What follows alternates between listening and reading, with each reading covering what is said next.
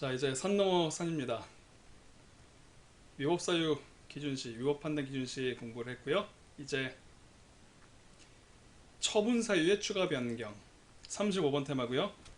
여러분들 가지고 계신 서브의 191페이지입니다.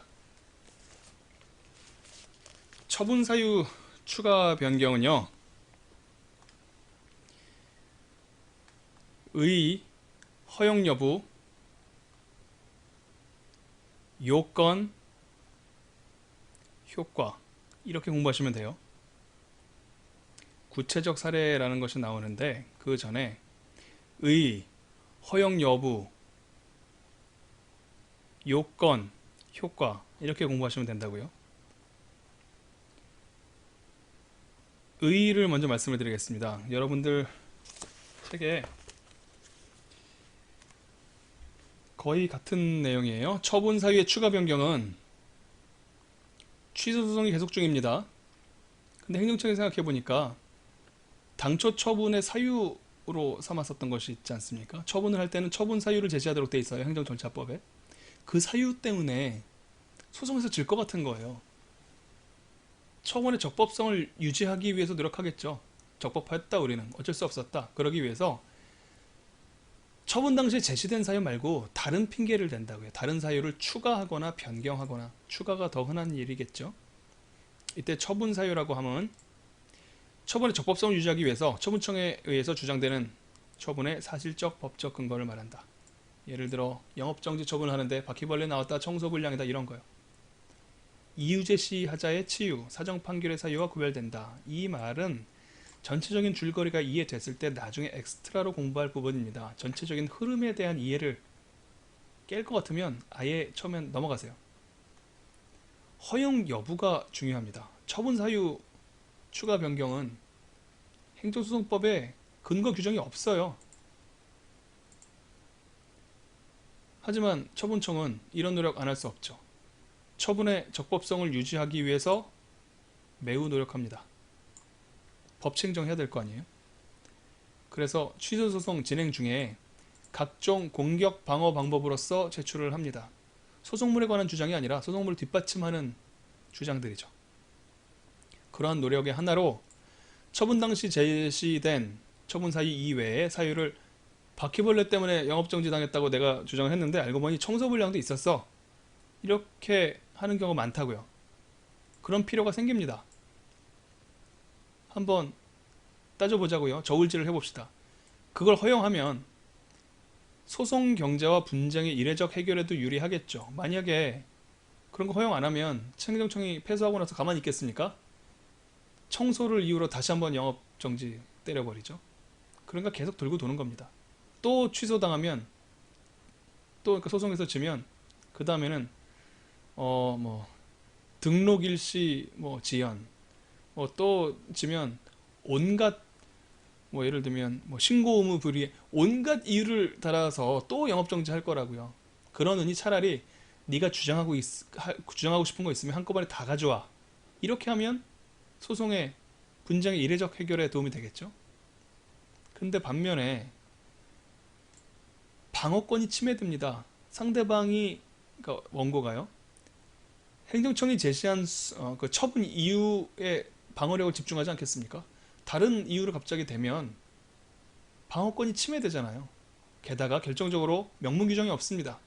그래서 의, 요건, 효과 중에 의 다음에 허용 여부가 끼어들어가는 거예요.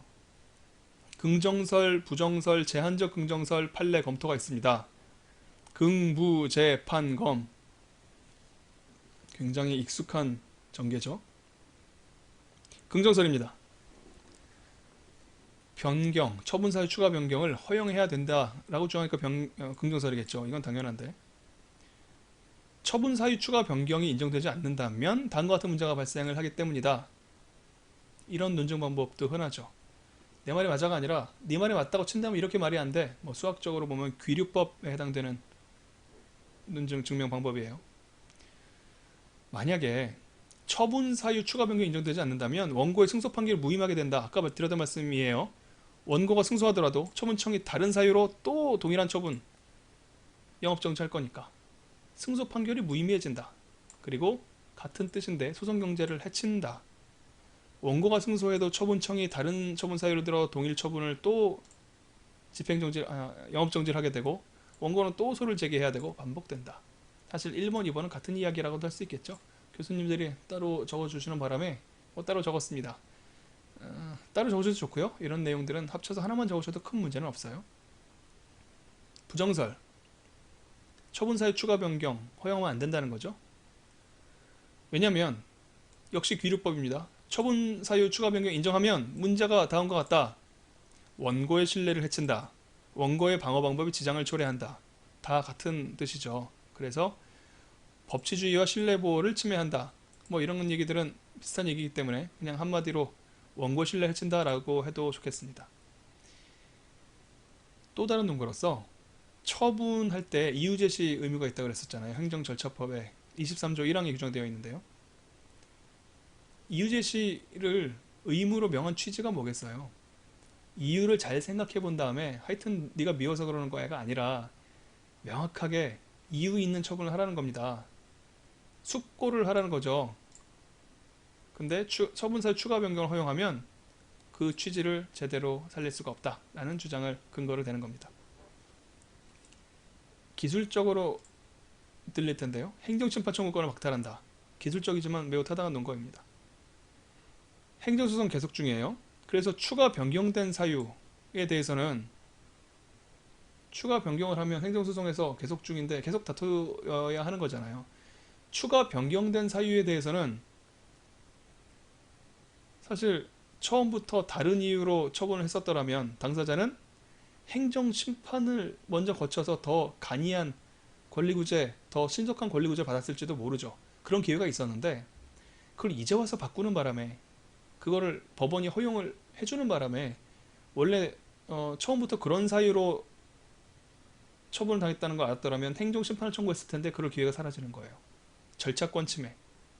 그러니까 그런 의미로 읽히는지 한번 따라가 보세요. 행정소송 계속 중에 추가 변경된 처분 사유에 대해서는 행정소송 절차에서 다투겠죠. 그랬더니 당사자는 그런 사유의 처분이라면 행정심판을 청구할 수 있었는데 그 기회를 놓친다. 그런 의미입니다. 제한적 긍정설부터가 이제 본 게임이에요. 처분 사유 추가 변경을 일률적으로 허용하거나 금지돼서는 곤란하다. 제한적으로 인정되어야 한다. 왜냐하면 분쟁의 이례적 해결, 소송경제는 한 팀이고요. 원고의 방어권 보장, 이유제시 의무 제도의 취지, 조화되는 것이 바람직하다는 점을 근거로 한다. 좋은 말은 다 갖다 썼습니다. 실제로 실무가 이렇게 진행되고 있어요. 판례. 실질적 법치주의와 신뢰보호라는 견지에서 기본적 사실관계가 동일성이 있다고 인정되는 한도 내에서만 추가 변경할 수 있다. 여기서 핵심은 기사동입니다. 제한적 긍정을 하는데 최초의 처분 사유와 추가 변경하는 처분 사유가 기본적 사실관계의 동일성이 있어야만 변경이나 추가를 허용해 주겠다고요. 전혀 엉뚱한 소리 못하게 하겠다는 겁니다. 청소와 바퀴벌레는 기본적으로 같은 사실관계가 아니죠. 이런 경우에는 처분사유 추가 변경 못합니다. 판례가 그렇게 선언을 했고 실무가 그렇게 운용되고 있습니다. 검토는 어차피 짜고 치는 고스톱이었어요. 판례대로 실무대로 할 거였습니다. 제한적 긍정설이 타당하다. 무제한으로 허용하면 원고한테 너무 불리하고 완전히 무제한 금지하면 무용한 절차 반복이 초래된다. 이거는 중대한 근거죠. 이렇게 결론을 내리게 되면 애시당초 결론이 이럴 수밖에 없었지만 문제의 핵심은 그 허용 요건과 한계로 옮아가야 된다. 이렇게 결론 내려주면 이 허용 여부에 관한 학설 소개의 목적을 달성한 거예요. 결국 이 말을 하려고 지금까지 이야기를 진행한 겁니다. 문제의 핵심은 허용 요건과 한계다. 여부가 아니라 요건이 문제다. 본 게임이 시작됩니다. 본 게임이죠. 점점 첩첩산중이에요. 허용 요건 및 한계는 기본적 사실관계 동일성이 제일 중요해요. 그래서 그거를 먼저 적어드렸는데 물적 요건과 시적 요건 나눠드렸지만 이거는 답안지가 멋있게 보이기 위한 데코레이션이지 두 가지가 있습니다. 전자는 이거 후자는 이겁니다. 그럼 멋있게 보이잖아요. 뭔가 더 체계적 사고를 하는 것처럼 보이잖아요. 핵심은 전자입니다. 물적 요건. 기본적 사실관계의 동일성이 인정되어야 한다. 기본적 사실관계의 동일성은 처분의 동일성 뿐만 아니라 사실관계까지 동일해야 된다는 의미이다. 이 말이 정확하게 와닿지 않을 거예요. 처분이요. Verwaltungsakt, 행정행위가 대표적인 처분이죠. 이렇게 되어 있습니다. 주문이 있어요.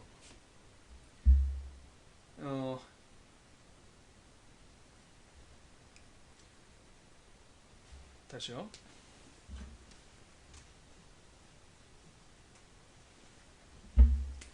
행정행위는 주문, 상대방, 일시, 다시요. 주체, 상대방, 일시, 주문, 이것으로 구성되고 동일성 여부를 판단합니다. 관악구청장이 갑에게 1월 1일 날 발령한 6개월간 영업 정지 처분, 이걸로 처분의 동일성을 구별을 해요. 주체, 상대방, 일시, 주문. 주체는 관악구청장이고요. 상대방은 갑이고요. 일시는 1월 1일자, 주문은 6월의 영업정지에 처한다. 이거죠. 주, 상, 일, 주 4개로 이루어져 있습니다. 취소 소송의 소송물, 그러니까 청구 취지도 마찬가지예요. 관악구청장의 갑에 대한 1월 1일자 6개월 영업정지 처분의 취소를 구합니다. 라는 판결을 구합니다. 다시 한번요. 처분을 특정해야 될 거 아니에요. 대상 적격이 있는 바로 그 처분입니다. 관악구청장의 갑에 대한 1월 1일자 6개월 영업정지 처분을 취소한다. 라는 판결을 구합니다. 이렇게 적어요. 소장에 쓰는 청구 취지입니다. 뭐뭐뭐 한다 라고 따옴표를 만들잖아요. 라는 판결을 구합니다 라고 쓴다고요. 따옴표 안에 들어갈 말은 그대로 들어다가 판결 주문에다 쓰는 겁니다. 관악구청장의 갑에 대한 1월 1일자 6개월 영업정지 처분을 취소한다. 이렇게 주문이 나와요. 판결 주문이. 판결 주문을 그대로 쓰라고 떠먹여 주는 겁니다. 따옴표에다 집어넣어요. 그리고 라는 판결을 구합니다. 이게 청구 취지, 소장에 들어가는 표현이에요. 그런데 이게 처분의 동일성을 주, 상, 일, 주 이걸로 처분의 동일성이 판단된다 그랬잖아요. 이것만 동일하면 기본적 사실관계 동일한 게 아니라 이 처분에 사유가 있었을 겁니다. 바퀴벌레. 이 바퀴벌레라는 사유요. 이 사실관계가 포함이 되어야만 동일성이 있는 거예요. 이 표현으로 다시 한번 살펴볼게요.